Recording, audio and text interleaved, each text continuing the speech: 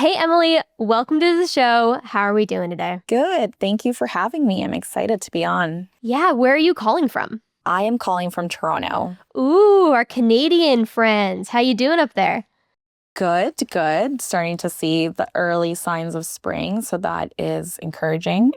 Oh my gosh, there is nothing like seeing that first flower pop up and you're like, there is hope. There is light at the end of the tunnel.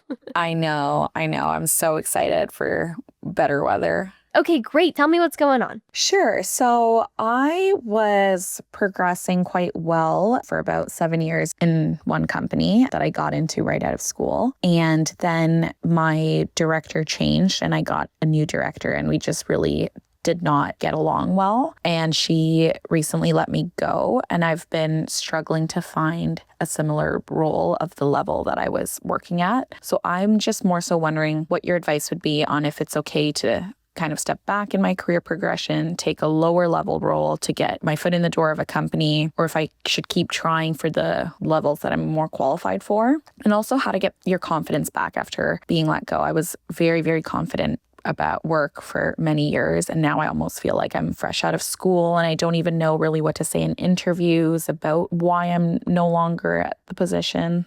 Oh, yeah.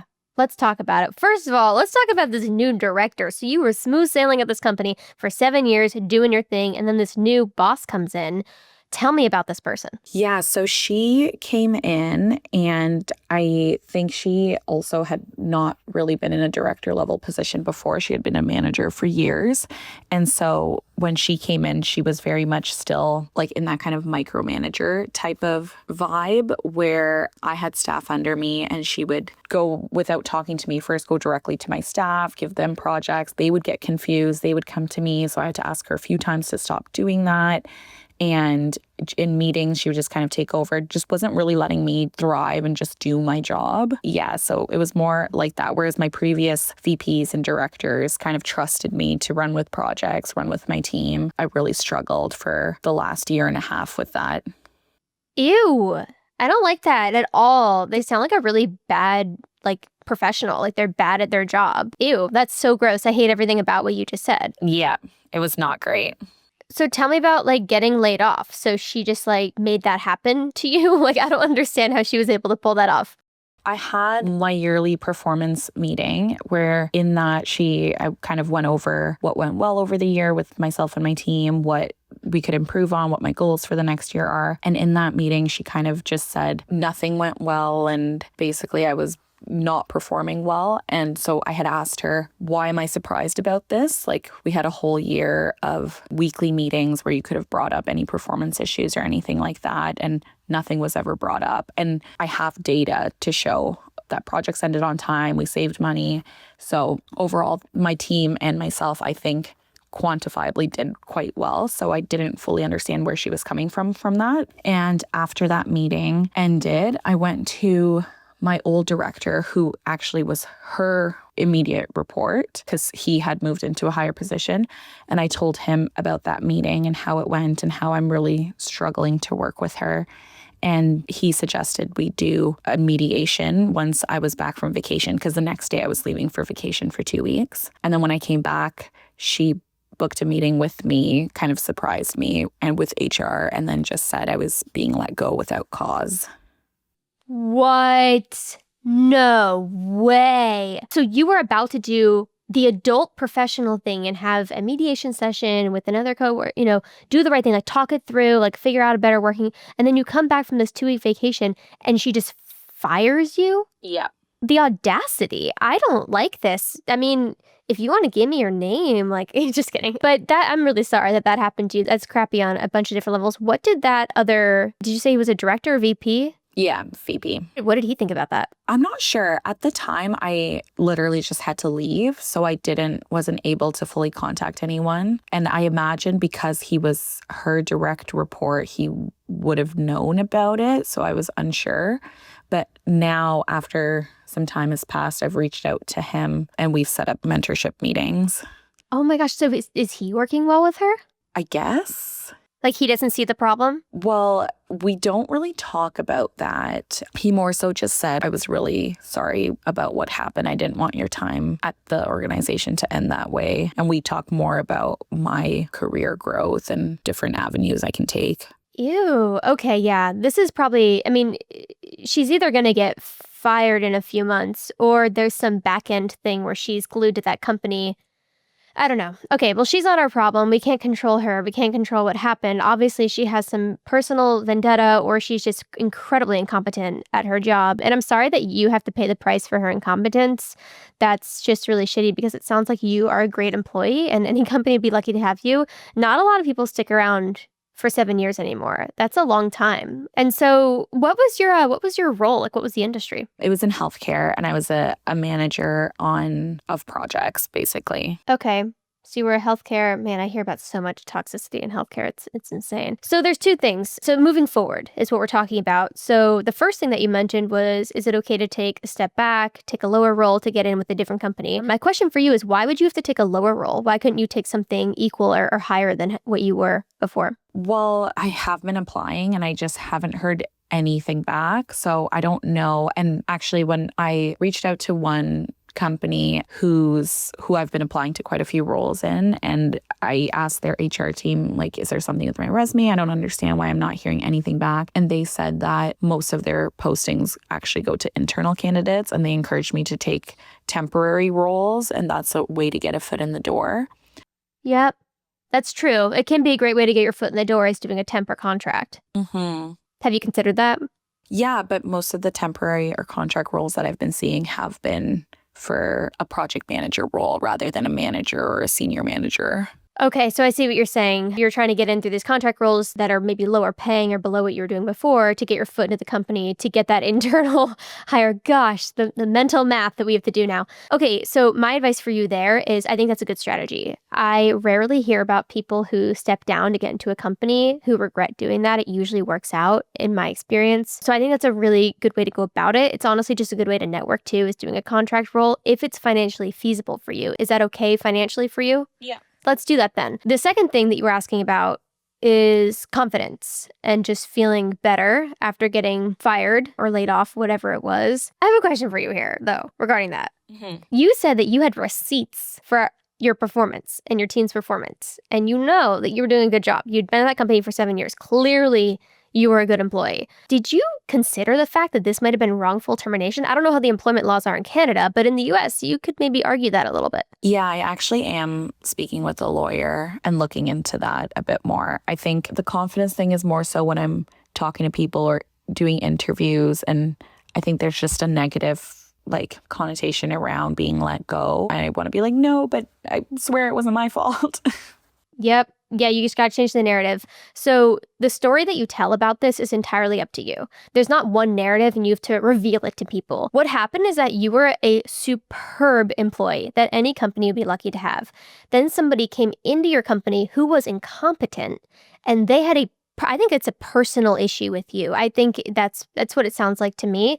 And she made your life hard, and she made you go away because something about you intimidated her or made her feel insecure. That's what I am hearing happened here. And so you had to move on.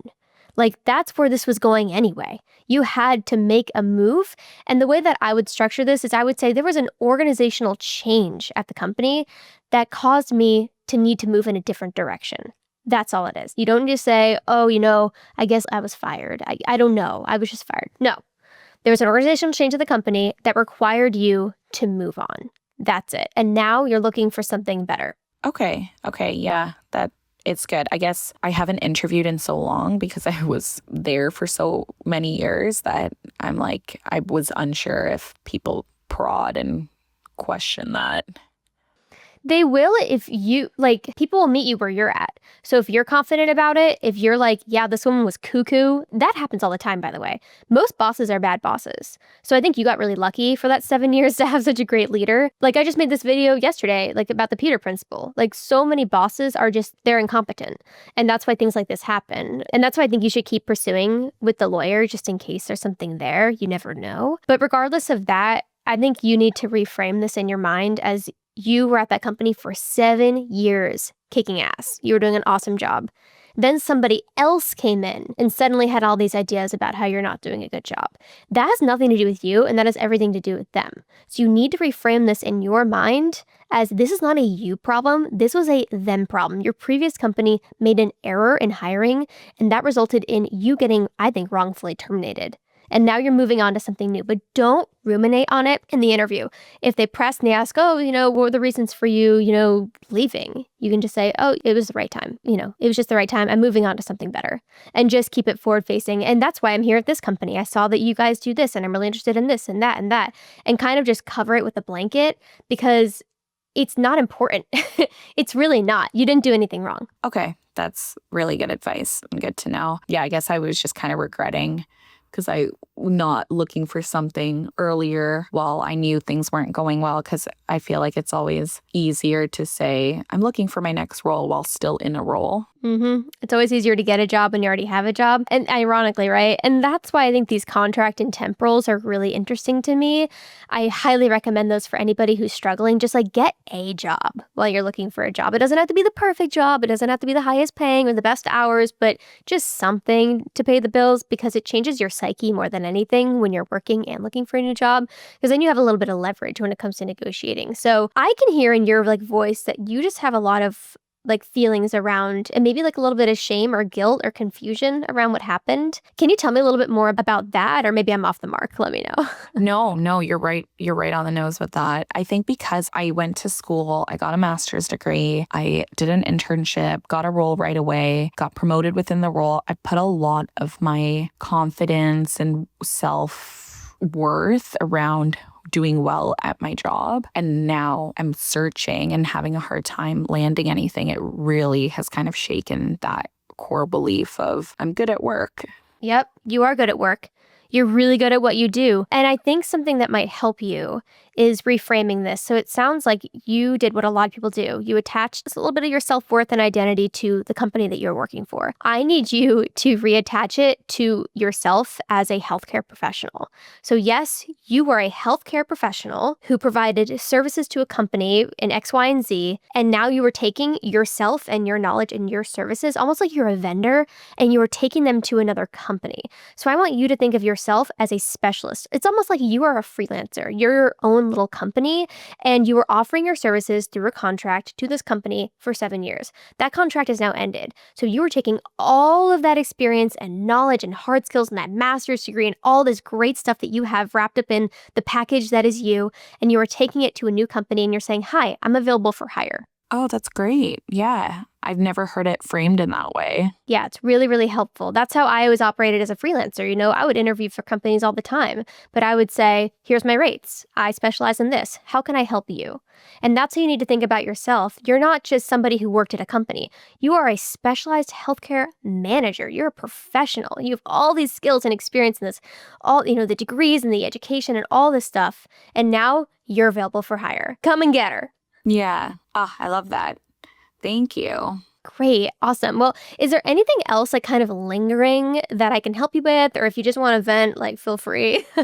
No, I think that made me feel quite good because I did actually just get a contract role right after I sent this in, which is a lower position, but it's also just made me feel better about accepting that now too. It's okay to take a step back and keep progressing in a different way. It's strategic. You're taking your skills and you're strategically wanting to get into this company. So you're offering them your skills at this lower rate for a higher monetary value on the back end. So just think of everything as you are a vendor, you are an independent company, and you're doing things strategically, not because you have to, but because you want to.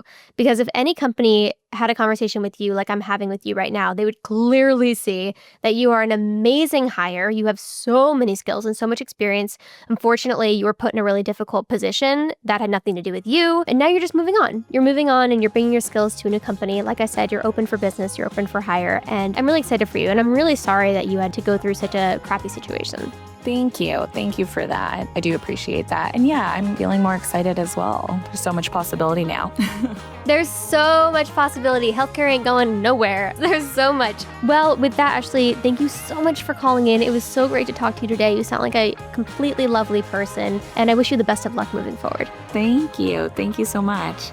All right. Have a good day. Bye. You too. I designed a quiz that pairs you with your ideal career based off of your personality and lifestyle preferences. It's 30 questions. It's 100% free. Go over to advicewitherin.com/quiz to take it today. And every week, I send out a handwritten email with a piece of motivational advice and a communication tip. So if you'd like to join over 200,000 readers, head over to hyperhelpful.com. You're doing great. I'm proud of you. And remember, you got this.